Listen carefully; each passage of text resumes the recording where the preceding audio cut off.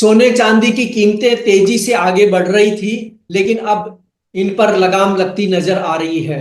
अंतर्राष्ट्रीय बाजार के कई डेटा के साथ फेड की मीटिंग के मिनट्स इन दोनों कीमती धातुओं की अगली चाल तय करेंगे। सोने चांदी की कीमतों में किस तरह की उथल पुथल होगी आने वाले दिनों में, यह हम जानेंगे पृथ्वी फिनमार्ट के कमोडिटी डायरेक्टर मनोज कुमार जैन से। मैं हूं कमल शर्मा। मनोज जी, आपका स्वागत है। मनोज जी। नमस्कार कमल। जी नमस्कार मनोज जी। मनोज जी, सोने चांदी की कीमतों में किन कारणों से गिरावट आई है? अभी जब हम आपसे बातचीत कर रहे हैं उस समय भी देख रहे हैं कि सोना और चांदी डाउन ट्रेंड पर है। कमल जी, सबसे पहले तो धन्यवाद शो में बुलाने के लिए, और आपके सारे व्यूअर्स को नवरात्र की बहुत बहुत शुभकामनाएं। सबके लिए अगला वर्ष मंगलमय हो, ये कामना करते हैं।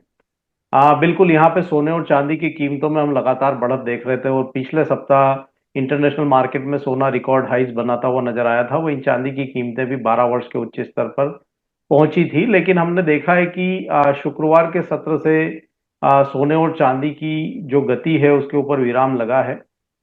शुक्रवार को जब यूएस के नॉन फार्म पेरोल के डेटा आए थे तो वो उम्मीद से काफी बेहतर थे। उसके चलते हमने देखा था कि डॉलर इंडेक्स और यूएस 10 ईयर बॉन्ड यील्ड में फिर एक बार जो है बढ़त देखने को मिली थी, और डॉलर इंडेक्स लगभग 2 महीने के उच्च स्तर पर पहुंचता हुआ नजर आया। साथ ही यूएस के जो 10 वर्ष की जो बॉन्ड की जो दरें हैं वो भी 4% के स्तर को पार कर गई, जिसके चलते सोने और चांदी में एक मुनाफा वसूली देखने को मिली। और जिस तरह से मध्य पूर्व में तनाव है तो उसके चलते यहाँ पे कच्चा तेल जो है काफी अप्रत्याशित बढ़त दिखाते हुए नजर आया है। और कल हमने ब्रेंट की कीमतों को एक बार $81 प्रति बैरल के पार निकलते हुए देखा था। जी। तो उसके चलते मार्केट में ये धारणा बनती हुई नजर आई कि जो महंगाई दर है उसमें फिर एक बार बढ़ोतरी देखने को मिल सकती है। और उसी के चलते जो यूएस फेड ने ब्याज दरों में कटौती की शुरुआत की थी, शायद वो थम सकती है।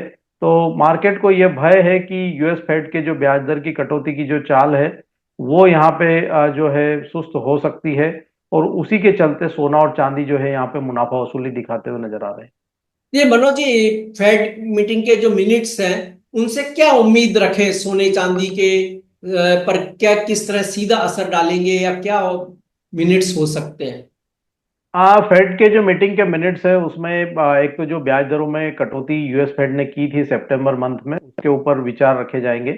साथ ही यूएस इकोनॉमी को लेकर के जो है यूएस फेड का नजरिया जो है वो भी मीटिंग मिनट्स में रहेगा। और साथ ही आगे के लिए जो डायरेक्शन रहेगा यूएस फेड का ब्याज दरों को लेकर के, वो काफी अहम रोल जो है वो अदा करेगा। और मार्केट की नजर उसी के ऊपर है कि यहाँ पे फेड ऑफिशियल्स के आगे के ब्याज दरों के कटौती को लेकर के क्या रुझान आते हैं, और उसी हिसाब से मार्केट जो है वो रिएक्ट करता हुआ नजर आएगा।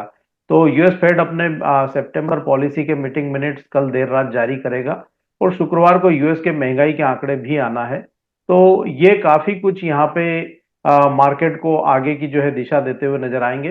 तब तक ये अगले 1 से 2 दिन जो है उठापटक वाले रह सकते हैं। तो क्या आप मानते हैं कि ऊंची कीमतों पर बना दबाव सोने चांदी के भावों को और नीचे ला सकता है? बिल्कुल, यहाँ पे गुंजाइश है। टेक्निकली भी जो है सोना और चांदी काफी ओवरबॉट जोन में आ गए थे, और हमने देखा था कि सोने की कीमतें इंटरनेशनल मार्केट में $2700 के ऊपर टिक नहीं पा रही थी। भारतीय बाजारों में भी 76,300 400 के जो रेंजेस है वहां पे काफी रेजिस्टेंस देखने को मिल रहा था।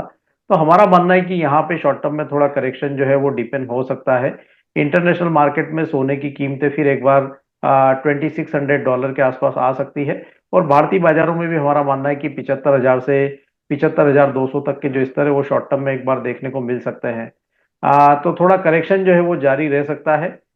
चांदी में भी $30.40 जो है इंटरनेशनल मार्केट में, और 88,500 से 89,000 जो है भारतीय बाजारों में, ये स्तर एक बार देखने को मिल सकते हैं। तो थोड़ा जो करेक्शन है सोने और चांदी में वो अगले 1 से 2 दिन जारी रह सकता है। तो मनोज जी, आपने जो करेक्शन की बात कही है कि एक दो दिन जारी रह सकता है, अगर कोई ट्रेडर इसमें खरीद करना चाहे या कोई इन्वेस्टर लेना चाहे, खरीद करना चाहे, तो उसे कहां तक वेट करना चाहिए? देखिए, ट्रेडर को तो बिल्कुल यहाँ पे वेट करना चाहिए, क्योंकि टेक्निकली यहाँ पे करेक्शन दिख रहा है तो ट्रेडर को बाइंग के लिए थोड़ा वेट करना चाहिए। लेकिन जो लंबी अवधि के निवेशक है उनको हम लगातार कहते हैं कि एसआईपी मोड में आप गिरावट पे थोड़ा थोड़ा निवेश जो है वो जारी रखते रहें, क्योंकि लंबी अवधि का जो ट्रेंड है सोने और चांदी का वो अभी भी पॉजिटिव है। तो लंबी अवधि में सोना और चांदी पॉजिटिव बने रहेंगे। उसमें जो ट्रिगर है, एक तो मध्य पूर्व का तनाव है, दूसरा यहाँ पे जो डी डॉलराइजेशन का प्रोसेस है वो काफी तेजी से आगे बढ़ रहा है। रशिया ने भी कल जो एक स्टेटमेंट आया था तो उसमें लगभग 530 मिलियन डॉलर का जो है रिजर्व सोने और चांदी में बढ़ाने की बात कही है। तो काफी सारे जो फैक्टर्स है वो लंबी अवधि में सोने और चांदी को जो है पॉजिटिव बनाए रखेंगे। तो जो लंबी अवधि के निवेशक हैं वो सिप मोड में गिरावट में निवेश करते रहें, और जो ट्रेडर्स हैं शॉर्ट टर्म के, उनको थोड़ा यहाँ पे वेट करना चाहिए। जी, आपका कोई डिस्क्लेमर?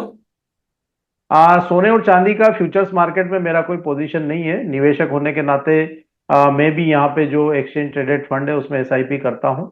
बाकी फ्यूचर्स मार्केट में हमारी कोई पोजीशन नहीं है, लेकिन समय समय पे रिकमेंडेशन होने के चलते हमारे क्लाइंट्स की पोजीशन हो सकती है। जी, दर्शकों से अनुरोध है कि इस प्रोग्राम पर अपने कमेंट्स जरूर करें। शुक्रिया मनोज जी, आपका धन्यवाद।